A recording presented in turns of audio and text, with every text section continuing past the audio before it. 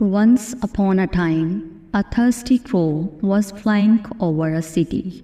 The crow was very thirsty and was searching for water everywhere. After a while, the crow spotted a water fountain in a nearby park. However, the water fountain was not working and there was no water. The crow thought for a while and then came up with an idea.